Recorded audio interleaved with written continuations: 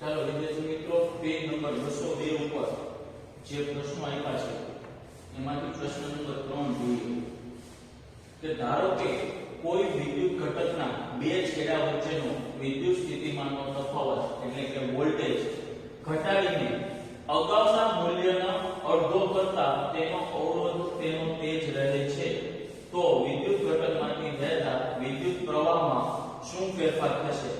પ્રશ્નમાં શું કીધું છે કે વાહકના બે છેડા છે એની વચ્ચેનો વિદ્યુત સ્થિતિમાનનો તફાવત શરૂઆતમાં જેટલો છે એના કરતા જો અડધો કરવામાં આવે તો વિદ્યુત પ્રવાહમાં શું ફેરફાર થશે? સાથે સાથે કીધું છે કે અવરોધ છે એ તેનો તેજ રહે છે. વોલ્ટેજ આપણે અડધા કરીએ છીએ વિદ્યુત સ્થિતિમાનનો તફાવત તો પણ અવરોધમાં કંઈ ફેરફાર થતો નથી. તો એ નિયમ આ પ્રશ્ન છે ક્યાં નિયમ ઉપરથી છે? તો કે આપણે ઓહમનો નિયમ ભણ્યા હતા કે જો વાહકનું ઉષ્ણતામાન તાપમાન અચળ રહે તો વોલ્ટેજ અને કરંટનો ગુણોત્તર અચળ રહે છે, સાથે સાથે અવરોધ પણ અચળ રહે છે. એટલે કે વોલ્ટેજ અને કરંટ બંને શું હોય છે? એકબીજાના સમપ્રમાણમાં વધે છે. તો આપણે આના જવાબમાં શેનો ઉપયોગ કરશું? તો કે ઓહમના નિયમ અનુસાર સૂત્ર શું છે? I V ના છેદમાં R. હવે આપણે જોઈએ કે જ્યારે વોલ્ટેજ પૂરેપૂરો આપતા હોય ત્યારે વિદ્યુત પ્રવાહ કેટલો મળે અને ત્યારબાદ વોલ્ટેજ છે અગાઉ કરતા ઘટાડીને અડધા મૂલ્યનો કરીએ ત્યારે વોલ્ટેજ કેટલા મળે? તો I1 વિદ્યુત પ્રવાહ I1 એનું સૂત્ર થશે V1 ના છેદમાં R. એટલે આપણે લખી શકીએ કે I1 V ના છેદમાં R. એવી જ રીતે વિદ્યુત પ્રવાહ I2 માટે શું લખી શકીએ? V2 ના છેદમાં R. પરંતુ વોલ્ટેજ છે ઈ પહેલા કરતા કેટલો કરવાનો છે? અડધો કરવાનો છે. ત્યારે આપણે વિદ્યુત પ્રવાહની ગણતરી કરવાની છે. વોલ્ટેજ છે એની જગ્યાએ આપણે શું કર્યું? V/2 એના છેદમાં R. હવે આપણે શું કરીએ? તો કે I2 અને I1 નો ગુણોત્તર કરીએ. તો I2 ના છેદમાં I1 લખીએ તો I2 ની જગ્યાએ V/2 ના છેદમાં R અને V/R. આ V અને R ઉડી જાય તો ઉપર શું વધે?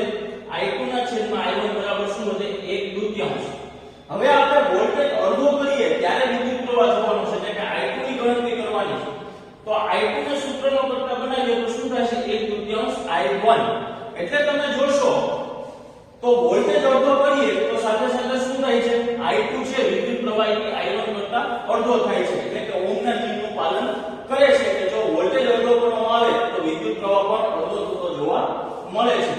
ત્યાર પછી છે પ્રશ્ન નંબર 4 કે શા માટે ટોસ્ટર અને વિદ્યુત ઇસ્ત્રીની કોઇલ છે એ શુદ્ધ ધાતુમાંથી બનાવવામાં આવતી નથી પરંતુ મિશ્ર ધાતુમાંથી બનાવવામાં આવે છે? આપણે આગળ છે મિશ્ર ધાતુ વિશે ટૂંકમાં છે એ જોઈ લઈએ. તો મિશ્ર ધાતુથી શું થાય છે? તો કે એક કરતા વધારે ધાતુઓનું અથવા તો અધાતુઓનું મિશ્રણ હોય એને આપણે શું કહીએ છીએ? મિશ્ર ધાતુ કહીએ છીએ. મિશ્ર ધાતુ જ્યારે બનાવવામાં આવે છે ત્યારે ઘટક તત્વોના મૂળ ગુણધર્મો હોય તેના કરતા અલગ જ ગુણધર્મો જોવા મળે છે. આપણે આગળ એ પણ જોયું હતું કે મિશ્ર ધાતુનું ગલનબિંદુ છે એ હંમેશા શુદ્ધ ધાતુ કરતા પણ વધારે જોવા મળે છે. તો MCQ પૂછાય તો ટોસ્ટર અને વિદ્યુત ઇસ્ત્રીની કોઇલ છે જે વાહક તરીકે કોઇલનો ઉપયોગ થાય છે શેની બનેલી હોય છે? નાઇક્રોમ મિશ્ર ધાતુની બનેલી હોય છે કે જે નિકલ અને ક્રોમિયમ ધાતુનું મિશ્રણ છે. તો મિશ્ર ધાતુ શું કામ બનાવવામાં આવે છે? તો કે જ્યારે ટોસ્ટર અને વિદ્યુત ઇસ્ત્રીને જ્યારે વિદ્યુત સપ્લાય આપવામાં આવે છે ત્યારે એ કોઇલ છે એ ગરમ થતી નથી અને વધારે ટેમ્પરેચર છે એ સહન કરી શકે અને વિદ્યુતનો તાર છે એ દહન પામતો નથી, ઓક્સિડેશન થતું નથી. એટલા માટે વિદ્યુત ઇસ્ત્રી અને ટોસ્ટરની કોઇલ છે એ મિશ્ર ધાતુની બનાવવામાં આવે છે. તો પહેલું જોઈએ એનો જવાબ કે મિશ્ર ધાતુની અવરોધકતા ઘણી વધારે છે. આપણે આગળ અવરોધ જોયું તો અવરોધ શું છે? તો કે વિદ્યુત પ્રવાહનો વિરોધ કરવાનો જે ગુણધર્મ છે તેને અવરોધ કહેવામાં આવે છે. અવરોધકતા શું છે? તો કે જેટલા પ્રમાણમાં વિરોધ કરે એટલે કે વિરોધ કરવાનો ગુણધર્મ છે એ જેટલા પ્રમાણમાં વિરોધ કરે એને એની અવરોધકતા કહેવામાં આવે છે. તો કે મિશ્ર ધાતુની અવરોધકતા કેવી છે? ઘણી વધારે છે. મિશ્ર ધાતુઓ ઊંચા તાપમાને ત્વરિત એટલે કે ઓક્સિડાઇઝ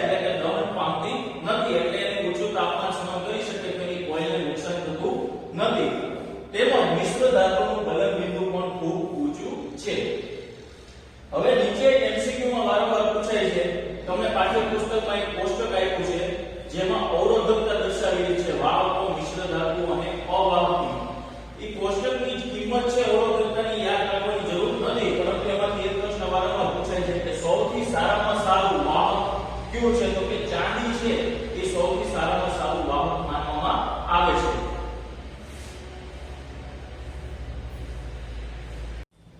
ચાલો વિદ્યાર્થી મિત્રો, આગળના વિડિયોમાં આપણે શ્રેણી જોડાણ સિરીઝ કનેક્શન જોયું હતું. એના ઉપરથી દાખલો છે ઉદાહરણ 12.7 કે 20 ઓહ્મ અવરોધ એટલે કે R 20 ઓહ્મ અવરોધ ધરાવતો એક વિદ્યુત બલ્બ 4 ઓહ્મ અવરોધ ધરાવતો વાહક 6 વોલ્ટની બેટરી સાથે જોડેલ છે.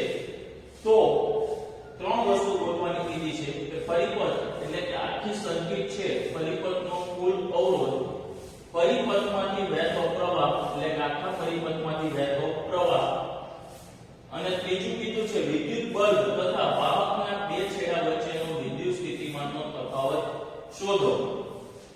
તો આપણે પહેલા આકૃતિ જોઈએ કે એક વાહક આપ્યો છે અને એક વિદ્યુત બલ્બ છે. બંને શેમાં જોડેલા છે? શ્રેણીમાં જોડેલા છે. સાથે સાથે શું છે? તો કે એક સ્વિચ એ મીટર છે. શેના માટે છે? તો કે વિદ્યુત પ્રવાહ માપવા માટે એ મીટર જોડેલું છે, સ્વિચ જોડેલી છે, અને સાથે સાથે વિદ્યુત સપ્લાય આપવા માટે 6 વોલ્ટની બેટરી જોડેલ છે. તો વાહકના અવરોધને આપણે R1 કીધું, બલ્બના અવરોધને R2 કીધું, વાહકના અવરોધની કિંમત આપી છે 4 ઓહ્મ અને બલ્બના અવરોધની કિંમત આપી છે 20 ઓહ્મ. તો આપણે શ્રેણી જોડાણમાં કુલ અવરોધની કિંમત ક્યારે મળતી હતી? તો કે દરેક અવરોધોનો સરવાળો કરીએ તો આપણને અવરોધની કિંમત કુલ અવરોધ મળે. તો એની માટે શું કરવું પડે? તો કે પરિપથના કુલ અવરોધ માટે આપણે શું કર્યું? તો કે વાહકનો અવરોધ આપ્યો છે એને આપણે R1 કીધું 4 ઓહ્મ, બલ્બનો અવરોધ આપ્યો છે એને R2 કીધું 20 ઓહ્મ. તો કુલ અવરોધ જોતો હોય તો શું કરવું પડે? R1 + R2 એટલે 4 + 20. તો આ બરાબર મળ્યું 24 ઓહ્મ. હવે કીધું છે કે પરિપથમાંથી વહેતો પ્રવાહ એટલે કે આખા પરિપથમાંથી કુલ પ્રવાહ કેટલો પસાર થાય છે? આપણે શ્રેણી જોડાણમાં જોયું હતું તો કે વોલ્ટેજ છે એ જેટલા ઉપકરણ જોડ્યા હોય અને જેટલા અવરોધ જોડ્યા હોય એની વચ્ચે શું થાય છે? વોલ્ટેજ વહેંચાઈ જાય છે. એટલે વાહકના તારને વોલ્ટેજ મળે છે અને આપણે V1 કીધું, અને બલ્બને વોલ્ટેજ મળે છે અને આપણે શું કીધું? વિદ્યુત સ્થિતિમાનનો તફાવતને V2 કીધું. પરિપથનો કુલ પ્રવાહ છે એ સમાન જ રહે છે, દરેકમાંથી સમાન પ્રવાહ પસાર થાય છે. તો હવે જોઈએ કે પરિપથમાંથી વહેતા પ્રવાહ માટે આપણી પાસે વોલ્ટેજ છે એ કુલ વોલ્ટેજ આપી દીધા છે 6 વોલ્ટ. પ્રતિરોધની કિંમત છે, પરિપથનો કુલ પ્રતિરોધ છે એ આપણને મળ્યો 24 ઓહ્મ. તો વોલ્ટેજ અને અવરોધની કિંમત જાણતા હોઈએ તો ઓહમના નિયમ ઉપરથી I બરાબર શું થશે? તો કે V ના છેદમાં R. તો I બરાબર V ના છેદમાં R.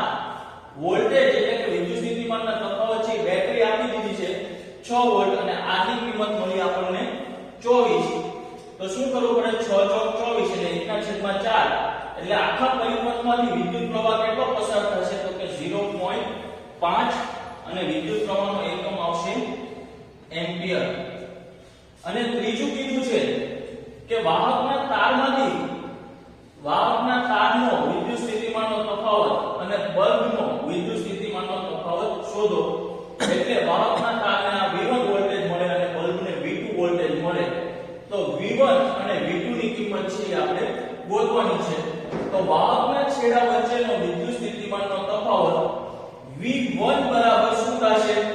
V1 બરાબર V ઉપર હાથ રાખીએ તો V બરાબર શું થાય? સૂત્ર I ગુણ્યા R.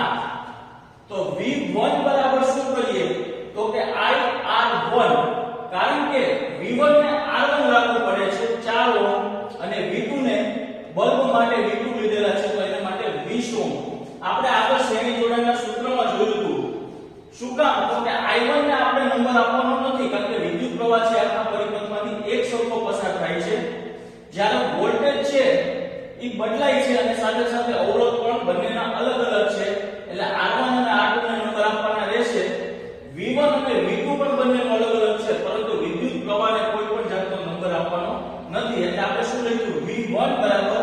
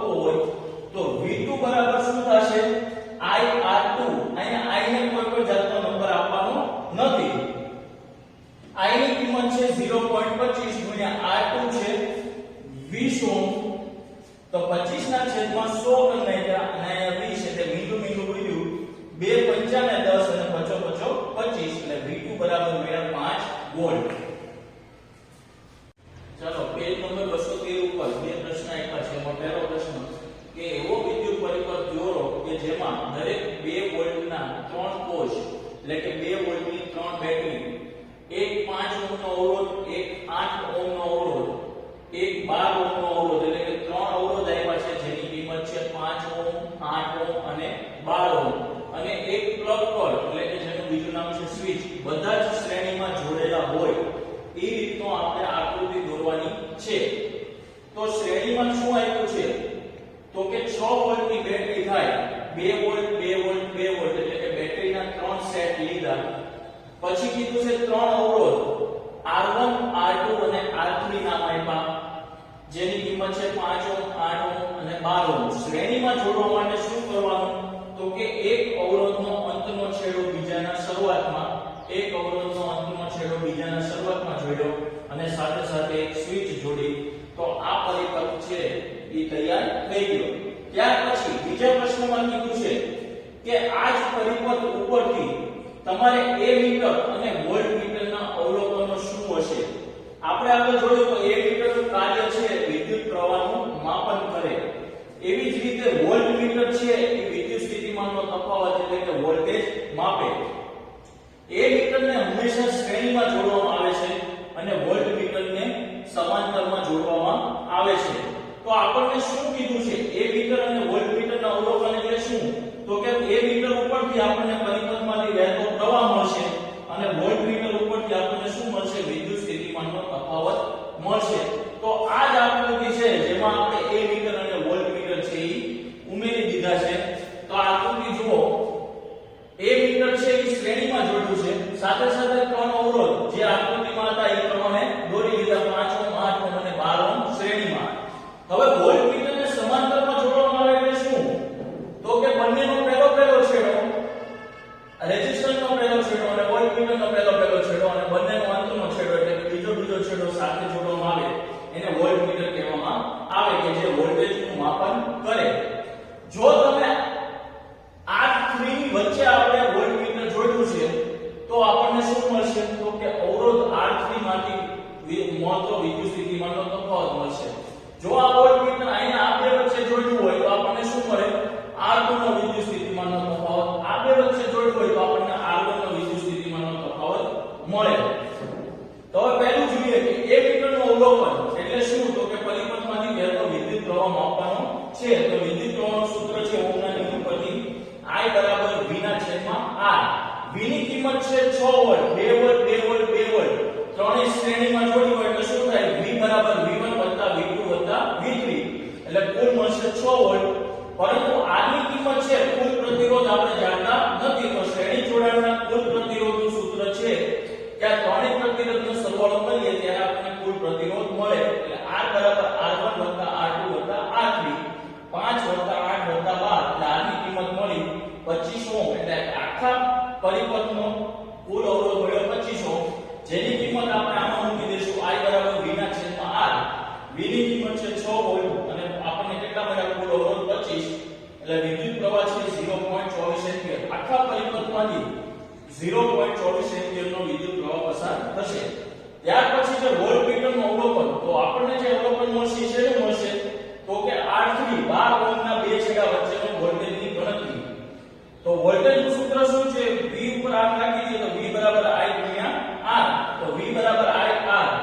I ની કિંમત મળી આપણને 0.24 એમ્પિયર અને R કયો લેવાનો છે તો કે આપણે વોલ્ટમીટર ક્યાં જોડ્યું છે R3 માં, એટલે આપણે શું લીધું 12 ઓહ્મ. તો V બરાબર શું મળ્યું 2.88 વોલ્ટ. ચલો વિદ્યાર્થી મિત્રો, હવે છે અવરોધનું સમાંતર જોડાણ. શ્રેણી જોડાણ અને સમાંતર જોડાણ બંને એકબીજાથી વિરુદ્ધ છે. તો હવે આપણે જોઈએ કે સમાંતર જોડાણમાં આકૃતિ કઈ રીતની છે તો કે 3 અવરોધ લીધેલા છે R1 R2 અને R3. તમે જોશો કે ત્રણેય અવરોધના એક તરફના છેડાઓ એક સામાન્ય બિંદુ સાથે અને બીજી તરફના છેડાઓ એક સામાન્ય બિંદુ સાથે જોડેલા છે, જેને સમાંતર જોડાણ કહેવામાં આવે છે. વિદ્યુત પ્રવાહ છે એ શ્રેણી જોડાણમાં દરેક અવરોધને એક સરખો વિદ્યુત પ્રવાહ મળતો હતો. જ્યારે આમાં તમે જોશો તો વિદ્યુત પ્રવાહ છે એ જેટલા અવરોધ હોય એટલા માર્ગમાં વહેંચાઈ જાય છે. R1 ને I1 વિદ્યુત પ્રવાહ મળે છે, R2 ને I2 વિદ્યુત પ્રવાહ મળે છે અને R3 ને I3 વિદ્યુત પ્રવાહ મળે છે. સાથે સાથે બેટરી જોડેલી છે અને સમતુલ્ય પરિપથ જોડેલો છે. તો હવે જોઈએ કે સૂત્રની શરૂઆત છે એ ક્યાંથી થશે. શ્રેણી જોડાણમાં શું હતું, જે અલગ પડે ત્યાંથી સૂત્રની શરૂઆત થાય. તો શ્રેણી જોડાણમાં વિદ્યુત પ્રવાહ છે આખા પરિપથમાં સમાન પસાર થતો હતો, એટલે સૂત્રની શરૂઆત ક્યાંથી થતી હતી, વોલ્ટેજ થી થતી હતી. વોલ્ટેજ છે એ દરેક અવરોધમાં વહેંચાઈ જતો હતો, એટલે V બરાબર V1 વત્તા V2 વત્તા V3 માં એમ આપણે શ્રેણી જોડાણના સૂત્રની શરૂઆત કરતા હતા. આમાં તમે જોશો તો બેટરી દ્વારા જે વોલ્ટેજ છે એ દરેક અવરોધને વોલ્ટેજ એટલે કે વિદ્યુત સ્થિતિમાનનો તફાવત એક સરખો મળે છે. વિદ્યુત પ્રવાહ છે એ ત્રણ માર્ગોમાં જુદા જુદા માર્ગોમાં વહેંચાઈ જાય છે. શ્રેણી જોડાણમાં આપણે એ પણ જોયું હતું કે શ્રેણી જોડાણમાં જો પરિપથમાં ભંગાણ આવે તો આખા સર્કિટનો વિદ્યુત પ્રવાહ છે એ બંધ થઈ જાય, પરંતુ સમાંતરમાં એવું બનતું નથી. સમાંતર જોડાણમાં ધારો કે R1 માં વિદ્યુત પ્રવાહ છે એમાં ભંગાણ આવે તો એનો બીજો પરિપથ છે I2 અને I3 એને વહેવા માટે બીજો માર્ગ મળી રહે છે, એટલે આખું સર્કિટ છે એ બંધ થઈ જતી નથી. શ્રેણી જોડાણમાં ઉપકરણોને ઓપરેટ કરવા માટે, ચાલુ બંધ કરવા માટે એક જ સ્વિચનો ઉપયોગ થતો, જ્યારે આમાં આપણે ઉપકરણો છે એ જુદી જુદી સ્વિચ મારફત ઓપરેટ કરી શકીએ છીએ. એટલે જ આપણા ઘરની અંદર વાયરિંગ છે એ શેનું વપરાય છે, તો કે સમાંતરમાં જોડેલું હોય છે, જેથી આપણે ઘરના ઉપકરણો જુદી જુદી સ્વિચ દ્વારા ચાલુ કરી શકીએ છીએ. હવે આપણે એનું લખાણ જોઈએ કે બે કે તેથી અવરોધના એક તરફના છેડાઓ એક બિંદુ સાથે અને બીજી તરફના છેડાઓ એક સમાન બિંદુ સાથે જોડેલા હોય તેવા જોડાણને સમાંતર જોડાણ કહેવાય છે. સમાંતર જોડાણમાં વિદ્યુત પ્રવાહને વહેવા માટે એક કરતાં વધારે માર્ગ મળે છે. અવરોધના બે છેડા વચ્ચેનો વોલ્ટેજ છે, અવરોધના બે છેડા વચ્ચેનો વોલ્ટેજ છે એ સમાન રહે છે. હવે આકૃતિનું વર્ણન છે કે આકૃતિમાં દર્શાવ્યા મુજબ ત્રણ અવરોધો R1, R2 અને R3 ને A અને B બિંદુ વચ્ચે સમાંતરમાં જોડેલા છે. વિદ્યુત પ્રવાહ I છે એ R1, વિદ્યુત પ્રવાહ I છે એ R1, R2 અને R3 માં વહેંચાઈ જાય છે, જે અનુક્રમે શું છે I1, I2 અને I3 છે.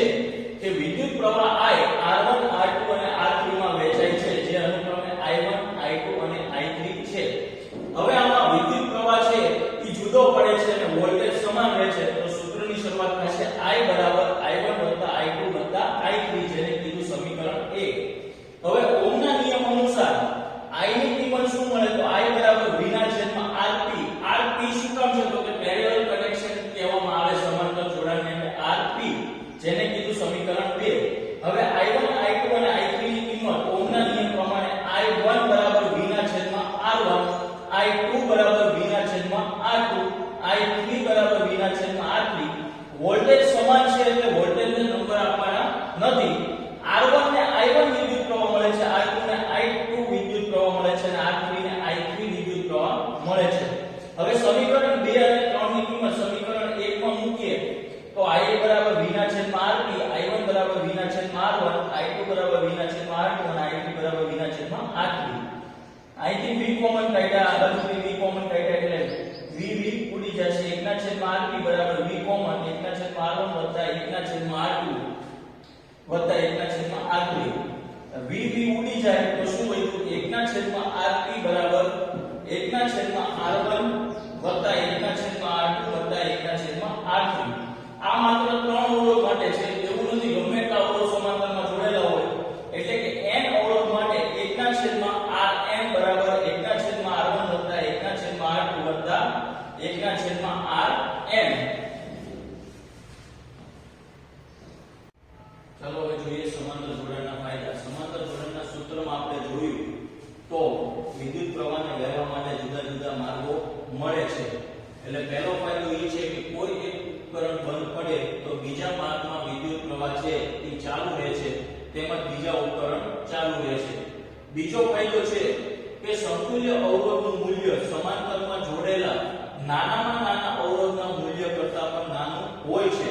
ધારો કે આપણી પાસે ત્રણ અવરોધ છે, 2 ઓહ્મ, 3 ઓહ્મ અને 4 ઓહ્મના.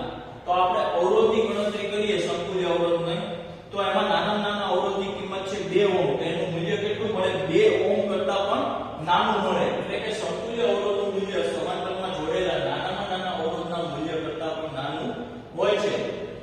ઉપકરણોને સ્વિચ દ્વારા સ્વતંત્ર રીતે નિયંત્રિત કરી શકાય છે. એટલે દરેક ઉપકરણ છે જુદી જુદી સ્વિચ દ્વારા નિયંત્રિત કરી શકાય છે. પછી છે સમાંતર જોડાણના ગેરફાયદા.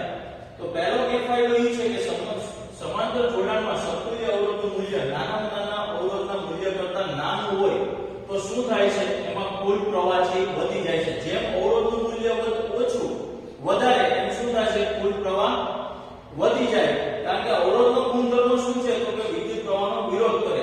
જ્યારે સમાંતર જોડાણમાં સમતુલ્ય અવરોધનું મૂલ્ય નાનામાં નાના અવરોધ કરતાં પણ નાનું મળે છે એટલે કુલ પ્રવાહ છે એ વધી જાય છે. એટલે કે પ્રવાહની કિંમત વધારે જોવા મળે છે. જુદા જુદા વોલ્ટેજ રેટિંગ વાળા બલ્બને આપેલ વોલ્ટેજ સાથે સમાંતરમાં જોડતા બલ્બ પૂર્ણ પ્રકાશિત થાય છે.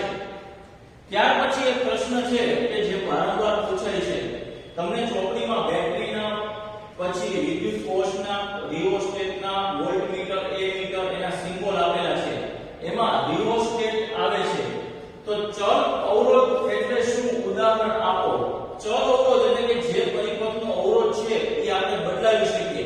અવરોધ બદલવાનો હેતુ શું હોય તો કે અવરોધ દ્વારા છે પરિપથમાંથી વહેતો વિદ્યુત પ્રવાહ નિયંત્રિત કરવા માટે અવરોધ બદલવામાં આવે છે. તો ચલ અવરોધ કોને કહેવાય તો કે વાહકના બે છેડા વચ્ચેનો વોલ્ટેજ બદલ્યા વગર તેમાંથી વહેતો વિદ્યુત પ્રવાહ નિયંત્રિત કરવા માટે વપરાતા વિદ્યુત સાધન અથવા વિદ્યુત ઘટકને ચલ અવરોધ કહેવામાં આવે છે. એનું ઉદાહરણ છે રિઓસ્ટેટ. રિઓસ્ટેટ શું છે તો કે પરિપથમાં અવરોધ બદલવા માટે વપરાતું સાધન છે જેને રિઓસ્ટેટ કહેવામાં આવે છે. ત્યારબાદ સમાંતર જોડાણના દાખલા આપણે આગળના વિડિયોમાં જોશું. એની માટે યાદ રાખવા માટેના સૂત્ર તો સમાંતર જોડાણમાં વોલ્ટેજ આખા પરિપથને એક સરખો મળે છે એટલે વોલ્ટેજનું સૂત્ર થશે V = IR. જ્યારે પ્રવાહ છે એ બદલાય છે I1 = V/R1, I2 ગોતવો હોય તો V/R2, I3 ગોતવો હોય તો V/R3 અને અવરોધનું છે એ સૂત્ર શું થશે તો કે 1/R1 = 1/R1 + 1/R2 + 1/R3.